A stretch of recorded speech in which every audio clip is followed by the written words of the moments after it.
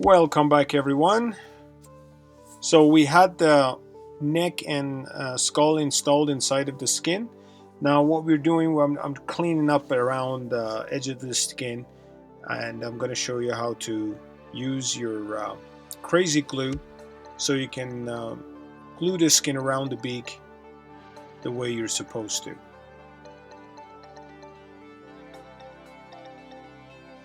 can usually start from the top. It's not, you don't have to, but you just come up with a way for yourself.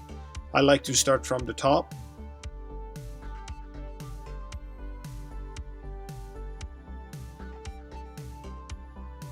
All you need is a little bit of a glue, not a pile of crazy glue. Crazy glue works best where there is just a little bit. If you put too much, it might not work as well.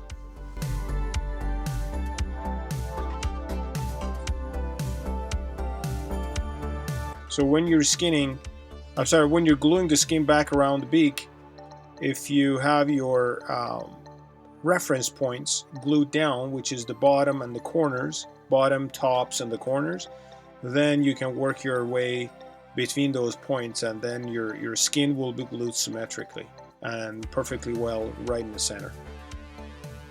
Now moving down to the under the beak, lower mandible.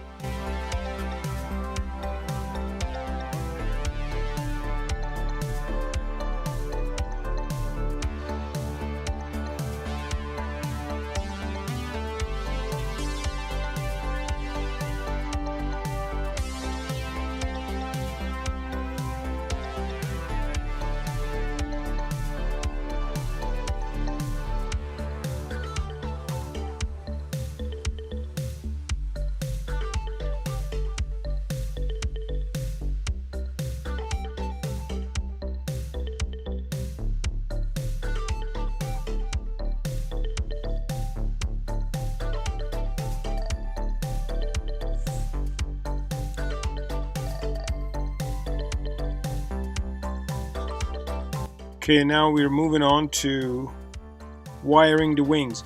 You can see that one of the wing bones is broken, so I'm using some sticks instead. The one that I'm wrapping. So basically what I'm doing right now, I'm doing only one wing, and I will also do one leg. I won't, for the sake of shortening the video, I won't do both wings for the camera. I only do one. And right now what I'm doing, I'm wrapping some cotton batting around the first part of the wing, only to make my basically caulk injection less amount. Otherwise it could have been a lot more. I'm trying to reduce the amount of silicone or caulking that we're using later on. I'm trying to reduce that amount. And the same thing with the legs. What I'm doing, as you can see, I'm wrapping the cotton batting around the drumstick. Drumstick is not round, but when it comes to some poses and some birds, it's not that critical because you will never see the difference from outside. So you tend to go with the quicker version of the wrapping. If it was a raptor, like an eagle or a hawk or an owl, that the leg is stretched out and you need to see the anatomy of the leg 100%, then wrapping around a drumstick is absolutely wrong. But in some birds, you just can get it done with round, and because the legs, the drumsticks in waterfowl, in most poses are not exposed, and you are not seeing them. As long as you take care of the slack in the skin with having something wrapped around it, just like what you see, you will be fine. But again, if this goose was coming into land and the legs were all stretched out, that you could see the anatomy of the drumstick, this method would not apply for there. You need to go with a different method of wrapping the drumstick.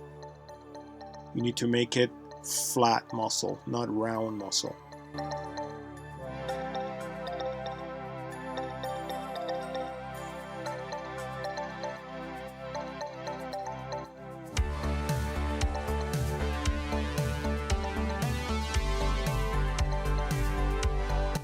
Well, as you can see here, I'm using 2 wires in legs. In each leg, I'm using 2 wires instead of one very thick. I'm using 2 softer ones to give me the same strength, and makes it a lot easier for bending the other end of the wires back into the body.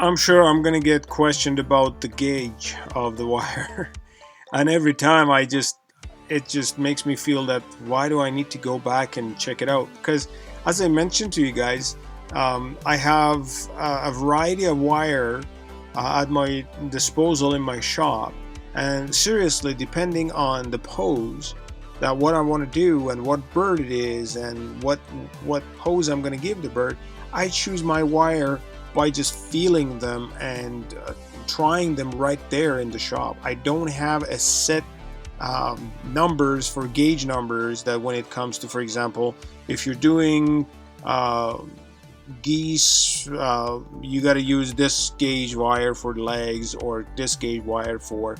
It's not as cookie cutter basically system like that. I can use any kind of wire. As you saw that I used smaller gauges, and I used 2 of them for the legs because it works better than one thicker one for bending, and it does this. It gives me the same strength, but a lot easier for bending them into the body. But I have used eagle wires into geese as well, and it works just fine. It's just a matter of what I decide to do that day. You know, that's why I'm always having a hard time responding to those questions about the wire gauge, because as I said, you know, I don't follow a specific chart to do my work every time.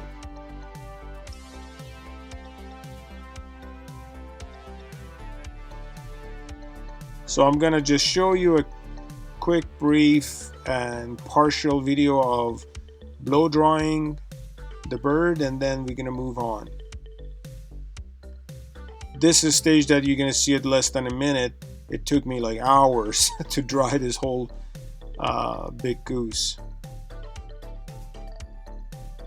So basically, right now, when I'm done drying the bird, I usually start rolling out black epoxy sculpt or Aves epoxy magic sculpt or whatever that you're using, and roll out some fine rolls, some fine beads on the table, and set them aside, because by the time I'm gonna need them, about 20 minutes later, or 20 minutes or 15 minutes time has gone by, and they're kind of harder, and they're still soft enough so you can shape them around the eyes, but not as sticky as soft.